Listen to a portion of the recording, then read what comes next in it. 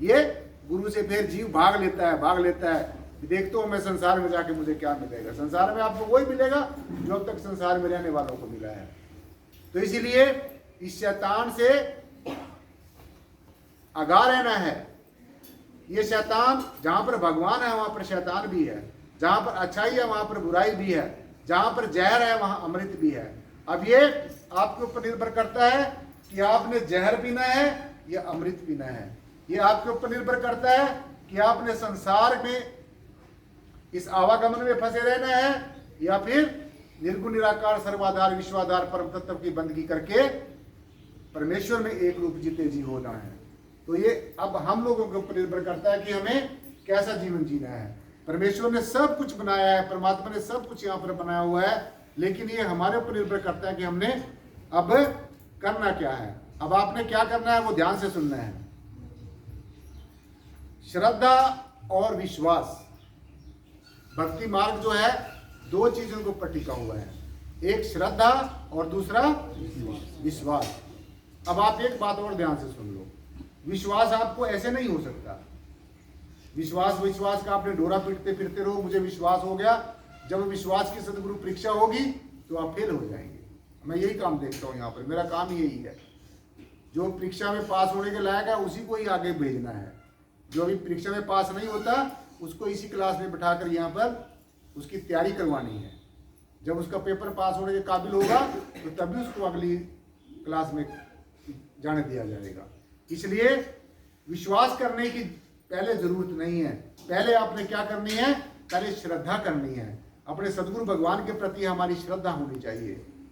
सदगुरु यही देखता है तुम्हारे अंदर, इसके अंदर कितनी श्रद्धा है, और जितनी आपकी श्रद्धा होगी उतना ही आपका विश्वास हो जाएगा। क्योंकि श्रद्धा जो है वो विश्वास की जननी है। विश्वास का जन्म कहां से होता है, श्रद्धा से होता है। जितनी जितनी आपकी सदगुरु के प्रति अगाध श्रद्धा होगी, अटूट प्रेम होगा, दृढ़ संकल्प होगा। जो एक बार सदगुरु के चरणों में बैठकर संकल्प कर लिया तो फिर उस संकल्प पे हमने पूरे उतरना है। मैं आपके सामने जीता जागता उदाहरण खड़ा हूं।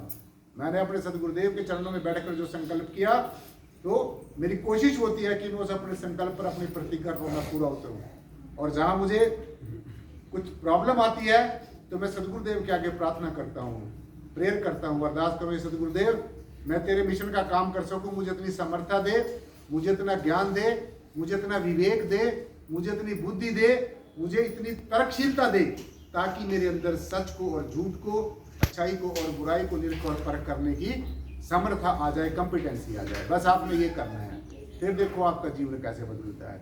और अगर आप सदगुरु से आगे आगे भागने की कोशिश करेंगे, अगर सदगुरु से भी आगे आगे भागने की कोशिश करेंगे, सदगुरु की तारीफ करने की बजाय सदगुरु की तौहीन करेंगे, जगह जगह पर जाकर तरह तरह की जो है वजारतें बनाएंगे, तो ये समझ लो कि सदगुरु हमारा हमेशा हमारे साथ है। सदगुरु मेरा सदा है नाले, सिमर सिमर प्रभु आप संभाले। मेरा सदगुरु हमेशा मेरे साथ है। मैंने सुमिरन करना है, सदगुरु को याद करना है। मेरा काम सदगुरु को याद करना है, और मेरे सदगुरु का काम मुझे संभालना है, मुझे गिरते हुए को उठाना है। तो ऊपर उठने के लिए, बड़ा बनने के लिए, परमेश्वर की बरकतों का पात्र बनने के लिए, सदगुरु की रहमतों का पात्र बनने के लिए क्या होना पड़ता है, पहले नीचा होना पड़ता है। ये कहा है, नीच से ऊंच करे मेरा गोविंद, काहू से ना डरे। तो ऊंचा बनने के लिए ये एक फॉर्मूला है, एक ये शर्त है। अगर आप ऊंचा बनना चाहते हैं तो क्या बनना पड़ेगा, पहले नीचा बनना पड़ेगा। इस फॉर्मूले को अपना कर देखो, बिल्कुल अपने आप को मिटा दो, अपनी हस्ती को मिटा दो।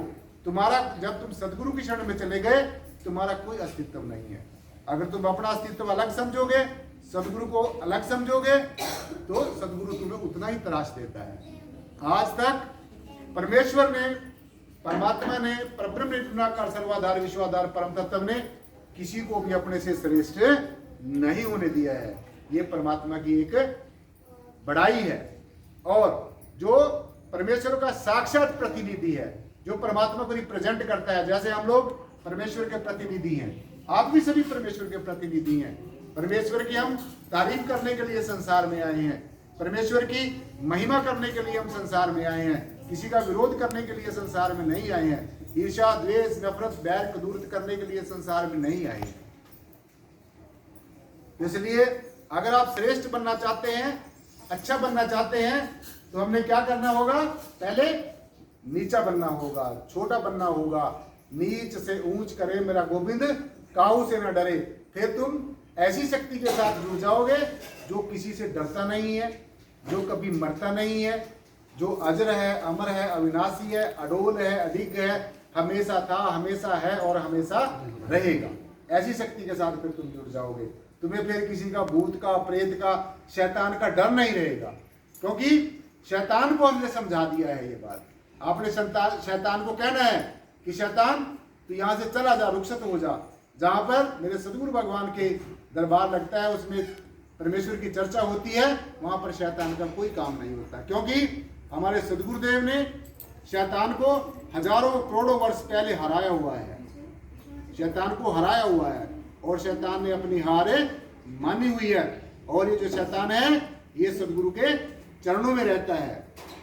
तो जब ये फड़फड़ाने की कोशिश करता है तो शैतान को फिर लताड़ दिया जाता है। तो ये शैतान, इसने भी बहुत भक्ति की हुई है। जहां पर शैतान है वहां पर भगवान है। लेकिन जो आत्मा परमेश्वर की शरण में आ गई, सदगुरु की शरण में आ गई, तो फिर शैतान उसको कुछ नहीं कह सकता है।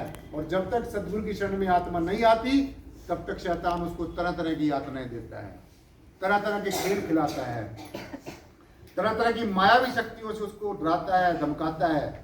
कहीं पर इसकी शैतान की शक्तियां लुभावनी बन के आपको प्रलोभन दे देती हैं, आप भटक जाते हैं।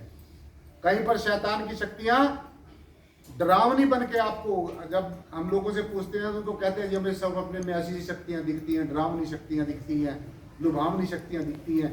ये सब काल की माया है, ये सब शैतानी पावर्स हैं।